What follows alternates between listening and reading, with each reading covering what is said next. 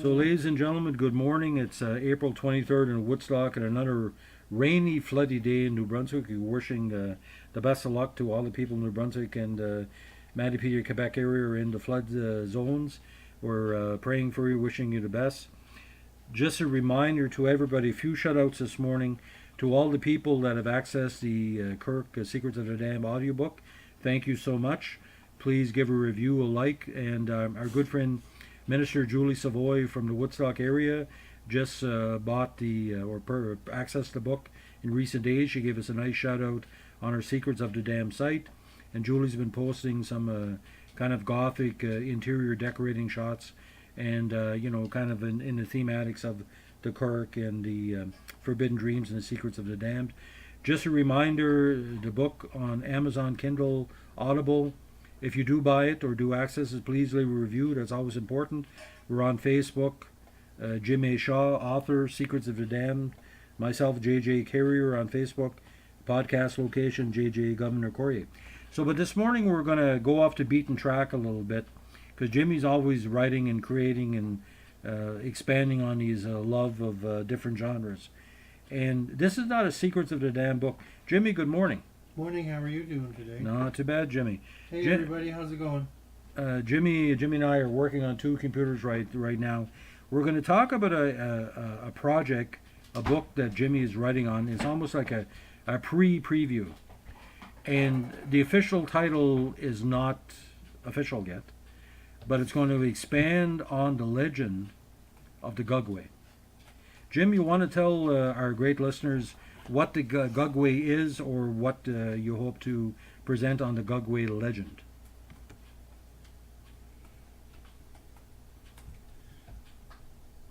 Say that again. The Guggway legend. You're working on a book on the Guggway. I am. Okay. I'm paying attention now. Tell. No, because he's looking at the computer. You can't do 3 computers at once. 4, actually, 2 in our head and 2 in our laptops. Jim, you're working on a book on the Guggway, the legend of Guggway. For people who don't know what the Guggway is, please explain in less than 15,000 words. Well, let's look at it. Well, it's part of a greater topic. As you folks may or may not know, I am I'm a believer in the Sasquatch, or what's known as the Sasquatch. And the deeper you delve into this subject, the more you realize there are different types of these creatures roaming around our woods. What's really got me onto the Guggway was the fact that there's a fella named David Pilates who does the Missing 411 series, where hundreds of thousands of people go missing every year in North America, in our national forests and parks. And he's taken and done a map with little dots showing where everybody has disappeared, and there's definite clusters. Or like the food supply chain. Well, I guess so. But you can tell on the map where these clusters are, where people go missing. And then someone took the time, another person, took the time to do another map with clusters of Sasquatch or its various subspecies, where all their sightings are. And if you overlay one map onto the other, they are virtually identical. So then I started listening to a woman, Carolyn Meese, M-E-S-E? I can't remember. But anyway, she wrote a book called Monsters, Legends, and Cannibals. And what she's done was she went back to the native people who lived here, what, 2,000, 3,000, 4,000 years before? 4,000. Before any one of us got here. They just came across the land bridge. They were immigrants too. But anyway, and in their oral traditions aren't stories, they're histories. They're meant to teach and pass on knowledge from one generation to the next. Every one of these cultures, clear across North America, from Eskimo, I'll say Eskimo, it's not. Oh yeah, well, that's a common nomenclature. From the Innu and the Inuits to the Salish people in BC, to the Mi'kmaq, the Maliseet, and the Penobscot, to the Cree, to the Apache, to clear across the board, all across the board, are these stories of these creatures. And a lot of times they have different names for these creatures. I learned this from a YouTuber named Brian Sullivan. And if you get a chance to listen to his stuff, listen to his stuff. He's pretty good. One of these creatures is known as the Guggway. We have photographic proof of this creature. There's a fellow in Ontario who studies them. They're not considered nice. There's been newspaper accounts from the 1800s of the Guggway. Eyewitnesses said it's like a ginormous baboon. It has a baboon face. The only thing about the Guggway, it's also known as the face eater. Natives, if they knew there was a Guggway in the area, they made sure they weren't in the area because Guggway views human beings as prey. And tasty. Well, we all taste like chicken, I guess. Or like off pork or something. But anyway, I decided that this would be an interesting story to develop because, one, I want to write a historical and actual account of what this creature is. And whether you believe in it or not, that's fine. But I wanted to tell a compelling story about a group of folks who go out and inadvertently they cross paths with this thing. They violate its territory and they tick it off. Yep. I'm going to try not to swear today. So, the course of the story, it's going to be a two-parter. And to be perfectly frank, the characters from Secrets of the Damned, there's a lot of them in this story because it's written in New Brunswick. Because the Guggway its territory is northern New Brunswick, northern Quebec. Actually, there's a photo, if you guys want to look it up, called it's the Beast of Seven Shoots, and that's in Quebec, and this is an actually authenticated picture of this creature. It had just got done stealing a dog from a group of campers. Probably was a dog about the size of mine. So it probably weighed about 60, 70 pounds. Anyway, it's under his shoulder under his arm as he's walking with it. It's already dead, of course, because that's going to be its meal. So my story, of course, is going to be, well, what I like doing. I like writing thrillers and combining them with mysteries. So I've got a group of people in this book called Guggway. I'm thinking, I can't remember the subtitle. I've been writing it of late, but I write them in pieces, so they're not all together. I have to fiddle frig and put it all together later on, like a jigsaw puzzle. How about Guggway, the face eater rises? No, it's Guggway. I'm pretty sure it's Big Trouble at Whistling Death Ridge, because of one of the things that a lot of eyewitnesses who've run into Guggways, they say the thing whistles. And that's why there are people on my Facebook who go on about going out in the woods and stuff. And I tell them, that's great, but for God's sakes, don't whistle. It brings it in. Just like these idiots that tree knock to bring in the Sasquatch. Tree knocking is a behavior that they do when they're hunting. But anyway, that's another topic. I have researched this extensively. So the story Guggway is maybe quarter to halfway finished.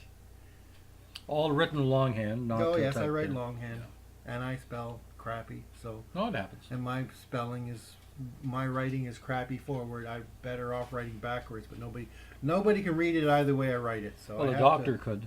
I have to frig around, and it's got to be typed and all that fun stuff. So, but I think you guys will enjoy Guggway.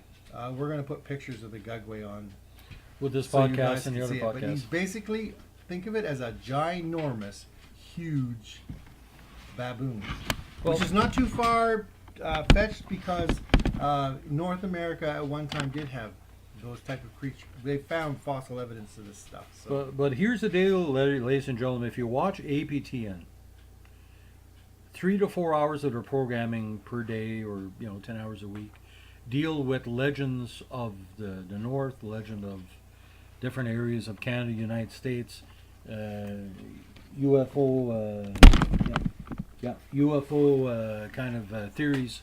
Most Aboriginal people like me have a skepticism that's based on intelligence. We're not skeptical because we don't see conspiracies as something that holds you back. We see conspiracies as something, as an expansion of our culture, because you got to understand, for 200-300 years, white man came over here and learned about slavery by enslaving us, basically putting us on reservations.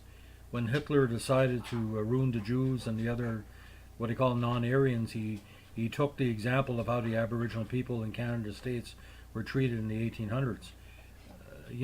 Aboriginal people have an aspect of survival, and why people are very, very interested in these legends, Sasquatch, Guggway, because they reflect the survival aspect of Aboriginal people. They see basically surviving. That's Baxter. We see people surviving as who we are. Now, Jimmy, you said you researched what part of northern New Brunswick are you talking about? Are we talking Kedgewick, or are we talking the Bathurst side? Well, up Christmas Mountains? up the Miramichi area. Okay. Although the Guggway, Not the true North Shore, but the start of the North Shore. Guggway's been seen in, well, the best documented photograph, like I said, was the photo from the Beast of Seven Shoots, but there's other photos. He has a snout. In Ontario, he's known as the Bear Man. Any of you folks from Ontario that are listening to this and you hear that I'm talking about the Bear Man, you know exactly what I'm talking about. He's got a snout or a muzzle like a bear or a dog. But people from the 1800s described him, white people that come over from, I suppose, they're over in African places. They described it as a huge, well, they said giant baboon. You can find the historical paper, those accounts on the internet if you look hard enough. But you got to understand, ladies and gentlemen, if you know about the Miramichi to North Shore region, or you don't, there's many areas of there that are untapped, because there has been some clear cut and some Irving and IP and different, lumber companies that have cut there. But generally, you look at Jacket River Gorge, you look at Mattypedia Basin, a lot of those areas, there's been legends of scary creatures throughout the years. But because that's an untapped area, that's not been commercialized. There's no 4-lane that's been cut through it. There's an area in my local service district where I was chairman by the Rescouche and Caribou Mines. You have nearly 70 miles of nothing. All you have is like unpaved, what they call woods roads. But you're talking about the Guggway. The Guggway itself, it's how big is its territory, or the alleged territory of the Guggway? Does it go from let's say, lower Miramichi all the way to Gaspé, Quebec? All over North America. Okay. It's in all of native traditions, and they all have different words for it. Guggway, Gugwitch. I don't know. A shout out to Kat Hansen. She has a lot of information on the Guggway. I've talked to her on Facebook about this. It's known as the face eater. Nothing sticks around where it decides to make its home. Everything leaves. Because if you don't smell it coming, you can feel the tension in the air, as we say. Now back to the story. Okay. The premise of the story is this. We all know that in Secrets of the Damned, there's a villain. His name is Herb Ward, and he's more so in the third book and on. But his character is also in the Guggway. What happened was, well, we know from Secrets of the Damned that Herb Ward has an extensive grow-out operation. This, of course, is before Trudeau came and legalized marijuana. So he's into growing all this stuff, and he sells it to the different high schools and stuff for graduations and all that fun stuff. So he's an entrepreneur. He's also ruthless, and he protects his territory. And he has one grower, name of David, who kind of goes and does his own thing on the side, and Herb doesn't like that. Herb beats the crap out of the guy. And there's a group of other people, Gary and Alan and Eddie, who've also had run-ins with Herb, and Herb is very protective of his territory, so he's kicked them guys out of his territory. So these guys decide, okay, if Mr. Ward won't let us sell any marijuana or any grow it or anything, and it'll be in conflict with him, and we don't want to be in trouble with this guy because Herb really is a maniac. He has no feelings. He's definitely sociopathic. They decide they're going to go way out into the middle of the woods, and they're going to make moonshine, and they're going to sell that. That's their big get-rich scheme. So they pick a place called Whistling Death Ridge. Of course, the name has to do with the Guggway. The Whistling Death is another thing the Guggway's called. So the Whistling Death Ridge is where these guys go to set up their moonshine. It's in the middle of nowhere. In fact, they drive their Jeep halfway out, and then they have to go in on foot the rest of the way. So this story is much a story about I intimately acquaint you with the process of making moonshine. So you'll be able to make moonshine once you read the book if you want to. because this is what these guys are doing. And as they're making the moonshine, each one has their different responsibilities. David is more like the woodsman type, and that's why Herb used him so well, because he'd be out in the woods growing patches of marijuana. But anyway, so he's all there. He's got his crossbow and all this fun stuff, and he's hunting, providing meals and stuff for the group because they're going to be out there all summer long. Eddie's the money man, but he's also a greenhorn. So they razz him a lot about that. He doesn't like to eat anything wild or anything like that. So he's packed in a lot of crap food, protein bars, and fake crap food like that. So then we got Alan, who's the leader of the group. He's kind of he's not really the leader. Gary's the leader. Alan's kind of a woodsman, but he's like a builder guy. He builds all the stuff that they need to work with. Because they've got quite an extensive spot, and their spot is right in a nice little clearing in the middle of nowhere along this ridge, and there's a beaver pond and a brook running beside their camp. So they, unbeknownst to them, run into the Guggway as they first go in to this area. As they're going across the path, all of a sudden there's like a structure, like broken trees that have been put across the path in X. It's like an X pattern. Several of them, and it wasn't there when David was tracking in stuff before, so they remove it, and that's a big no-no. People who study this stuff and will tell you. So that starts it right there. They've invaded its territory because it tried to mark its territory to keep them from coming in. So it goes on from there. So what's going to happen is we're like my little group of 4 guys who are moonshining are, imagine frogs in hot water, or actually in cold water, and you put a slow boil under it. They don't realize the peril they're in because the water's the heat's ratcheting up really slow. Well, that's the same with the Guggway. There's only just a few clues in the first part of the book until you hit the second part where a very unfortunate thing happens. Well, it's like hitting the lotto for the boys, but it's really not. And that's what brings the Guggway to them. When people go into the woods like Deliverance, there's a group of 4. Sometimes bad things happen. Well, there's no banjo music in this. Well, no. I mean, if you watch Deliverance, bad things happen because they didn't respect nature. Because by what Jimmy is saying, these people are going into nature looking for profit. They're not really respecting the territory that was already established in there. So, well, it's like that, and the fact that even my most experienced guy, the woodsman, he has a knowledge, but he doesn't have all the knowledge. So he's going in there with the belief that all this stuff is fairy tales. Because he's the big hunter guy. He's been out in the woods. He's never seen it before. Although I will put to anybody who comes up with that lame excuse to me is we've got cougars and you don't see them. We have great white sharks off our coast in New Brunswick. You don't see them all that often. So just because you don't see something doesn't make it there. And there's been some personal experiences that I've had that have really funny things have happened in the woods that have made me question, what? So I'm not going to go into detail of those things, but let's just say most people have had interesting situations in the woods that we all slough off as for something else. But you got to understand, where I lived in northern New Brunswick, I have an aspect up home. The woods hold secrets. The woods have dangers. Certain things you don't do, certain areas you don't go into, especially in the fall where you're only having so much light. The most dangerous aspect of the woods is dusk. That's when my dad never worked in towards dusk as a lumberjack because he liked to see brightness. Even my dad believed that there was different dangers in there. Now this is the first part of our Guggway preview. Jim, in part 2, what are we going to be talking about? Oh, I'm going to go into more detail, more sensible detail about the Guggway and the story. A little bit more about the story. Yeah, because we're just trying to let everybody know that Secrets of the Dam project is ongoing, but we want to tell everybody with Jimmy's process, like most writers, Stephen King included, one of our favorites. When you're writing one book, you might be writing or finishing one book, you're doing something else. For example, with my podcast channel, I've done 220 podcasts since we started in November. Some Secrets of the Dam, some of my own columns. It used to be Brunswick News and different papers.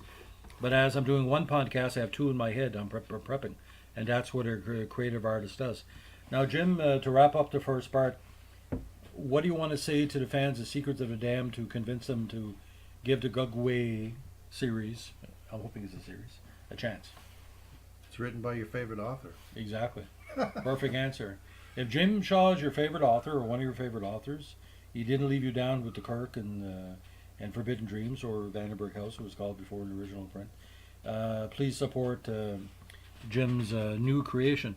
Like for me, I'm excited about this because if you're just writing a one series of characters as a writer, it gets kind of, not say redundant, but you can expand. With the Guggway, it is a category that not everybody knows about or is writing about.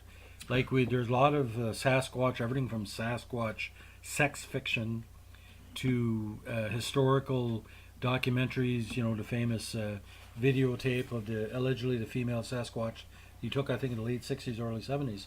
That was the Patterson-Gimlin film. Yeah, Patterson-Gimlin. And that's been put through the ringer, and it's been proven that it was impossible to fake that. Impossible to fake that. And there's other ones now. There's Freeman film. Check that out. That's pretty interesting. There's quite a few. Not our UFOologist, though. Not Sidney Freeman. No, not Sidney Freeman. No, not Sidney Freeman. I'm thinking the guy from MASH. But our UFO expert there. Stanley. Stanley. No, this one is. Well, I've met, by the way. He's a great guy. He's a shout out to him. So he's a great guy. I don't know whether he listens to us or not, but if he does, Stan, I may write some UFO stuff someday. No, Stan's all over the place. He gets his mail in Holton. I see him all the time over there. The greatest UFOologist in world history gets his mail in Holton. Well, he lives in Fredericton. Yeah, but he gets his mail in Holton. He's over there all the time. Everybody knows him. He's like a walking celebrity. Because when I was growing up, you see, with the Sasquatch and the Bermuda Triangle and the different legends.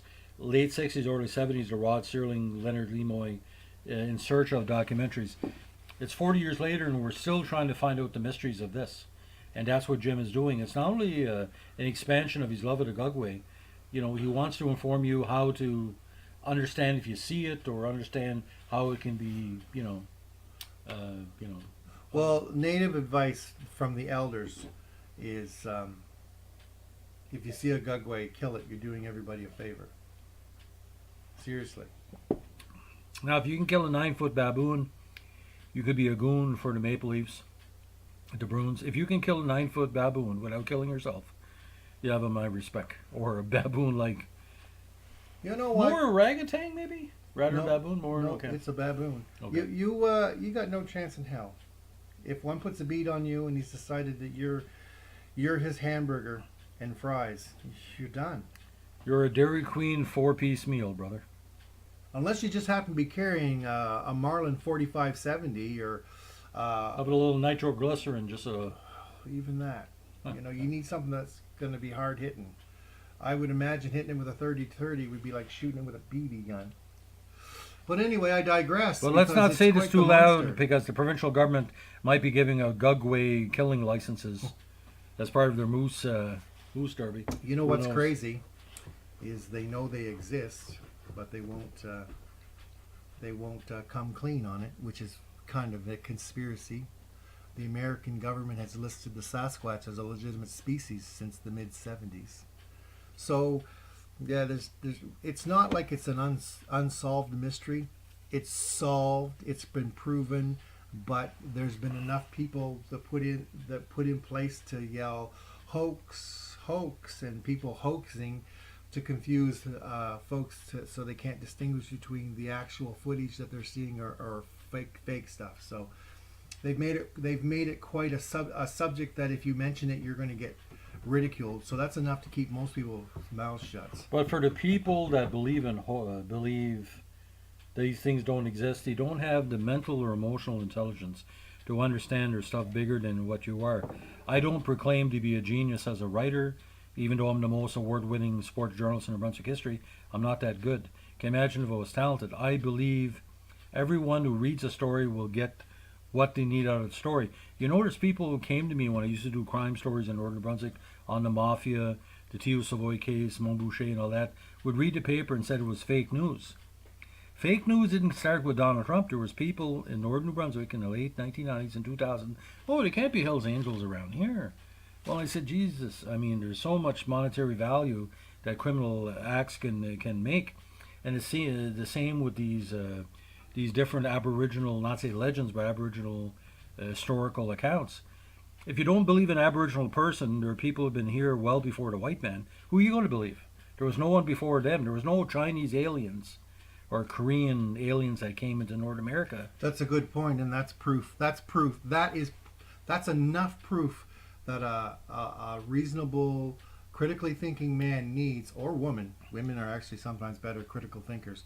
Then that's all the proof you need is the fact that the people who were here first, all over North America, who had no way of being in contact with one another. No internet in 4000 BC there. They describe the same thing. They describe the same behaviors, the same actions. Verbal traditions passing on stories. And if you think Squatchy is a peaceful giant of the woods, well, the natives never described him as that. They called him a cannibal.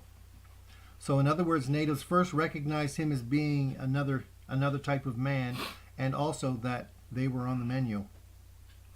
Well, it's like this. Part 2 is going to go more into characterization. Jim, I would like to thank you this morning for your first ever Guggway. Like a whole Podway. It's the first time I've actually, I've gone out to so many people and said this. I'm going to guarantee one thing. Okay, you don't have to believe in Guggway to read the book. Yep. But you have my word that once you read the Guggway, one, you're going to have some doubts as to whether it does exist, and two, you're going to have nightmares. And I will be so happy to hear when you write to me about the nightmares that I gave you. It's like this. Whether you believe it or don't believe it, it's your opinion. We think your opinion is precious. It may some opinions may be wrong in my eyes, but I'd rather you have an opinion than just being I'm going to stay at Tim Hortons with all my friends and just follow everything they're saying and not think for myself. Listen, we have two type of people out there. The Life of Brian people that basically say we got to think for yourself, and the Life of Brian people who, amongst 500 people, saying, yes, we should think for ourselves. When you lose the ability to think for yourself, you no longer become a human being. A human being thinks for themselves. See, I study everything and I have my own opinions, but I don't shove it down under people's throats. Yes, he does. Does me. No, does it to me all the time, folks. Well, what about him too? I mean, but the thing is, Jim's smart enough to know to think for himself. I don't need anybody thinking for me. For example, where did that rumor start? Jim's smart enough. I don't know if that's true or not. Well, Jim's theory. That's like falsehood. Jim's theory: if you hang with people smarter than you become smart as those people. That's my plan. But here's the deal, ladies and gentlemen. People out there still think Jimmy as an author and me as a writer for nearly 4 decades were stupid. Someone turned to me the other day and he said, well, why is Jimmy doing this book? There's not too much of demand. Well, I said, what about the people that have already hooked on to the book? I've had members of the media tell me, well, he's just another self-published author, and that's dissing all the self-published authors. Just because you're self-published, wasn't the Bible self-published? No. There was no printing. There was no random house or whatever that was printing the Bible. It was just, there was no profit on it. Anyway, neither here nor there. Anymore, we're not self-published anymore. We're actually what's called indie authors. Indie authors. Well, we're mostly a lot of people who've been sick and tired of getting screwed by the other. Oh, you said a dirty word. Okay. What? Screwed. Oh, darn it. I almost made it through the podcast without saying a third word. Put it this way. Words can be dirty because they're the truth. People don't want the dirt of the truth, so that's a dirty word. Truth is a dirty word to a lot of people. Another T basically sees truth as information is power. Information is not weakness, whatever.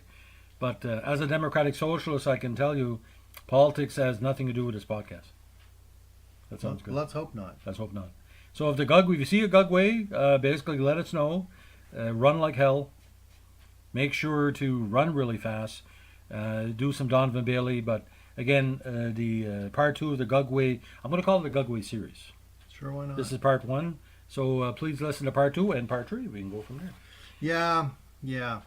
That's a good idea. Okay. So Jim, good morning. Have a great couple of days. We're going to do the update on the Guggway with all the photos and stuff. You're going to see them. And on this, again, April day, hopefully spring is coming. And please, ladies and gentlemen, be careful with the hydroplaning. We had the accident in Miramichi. We lost 4 good young individuals. Please don't let that happen to you as well, because those kids will be missed. Julie Savoy, thank you Yeah, for getting the book, and Second plug up, yeah. I'm looking forward to your review. I'd like to, on wherever. Minister Julie Savoy. Oh, I apologize. She's a good hugger, put it that way. She's a hugging person. No, I haven't met her yet, but I No, will. she's a good hugger. She gave me a I hug the will other day. So I was helping her with a certain situation I don't want to get into, but she's a very, very cool lady. So good on you, Julie. So on this first day in the Guggway,